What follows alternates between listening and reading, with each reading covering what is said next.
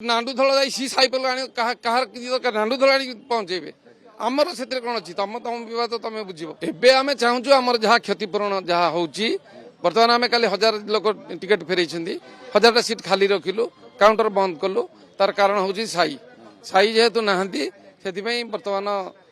अनुष्ठान बदनाम है ये 70 वर्षर अनुष्ठान सर्वपुरातन अनुष्ठान सर्वश्रेष्ठ अनुष्ठान ओडिशार सी बर्तमान जो बदनाम है चला साई साई जो कल सत्यजित पंडा पायल पटेल विरुद्ध में कौन लिखित अभियोग लिखित अभियोग देलु साई आसिले नहीं साई पायल आसिले तेणु दुई जन आम जो क्षति कल दर्शक मानकर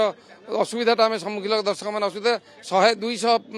फोर्स रही कल केवल स्टेज जगिया दर्शक क्षति सहले दर्शक नाटक देखी गले आप 3500-4000 टिकट बिकले ठीक अच्छी किंतु आपनकर तो किसी क्षति होई आमर क्षति होती कौन प्रथम जो झमेलाटा है से बक्स फक्स ये सब भांगे ना ये कला आम सागे सागे मालिक विरुद्ध में एतला देलु जे तुम तुम जदि क्षति हम ताल तुम जो हो आम रिहर्सल घर क्या देखिलु साई पायल को बुक करूँ साई पायल जब आसने मालिक दोष से कहीं आसिले मालिक विरुद्ध में दि जाइए मालिक नांडू दल विरुद्ध एफआईआर देचु कहीं जहाँ जहाँ क्षति आमको कहबेनि अनुष्ठान किसी क्षति करूनी राति को केते तुलसी की दउथले राति को बर्तमान 3 लाख दौर 3,50,000 दिया तो आपनकर क्षति होती क्षति होची बर्तमान साई पायल सकाशे आमर खंडगी यात्रा करिया 6 लाख टका राति दरकार आम जी 5 लाख टका बिजनेस करूँ साई पायल ना 1.5 लाख टका राति क्षति है नांडू दल से दायी ना साई पायल नांडू धड़ जाई सी साइपल कहार नांडू धड़ आनी पहुंचेबे आमर से कौन अच्छी तुम तुम विवाद तुम बुझ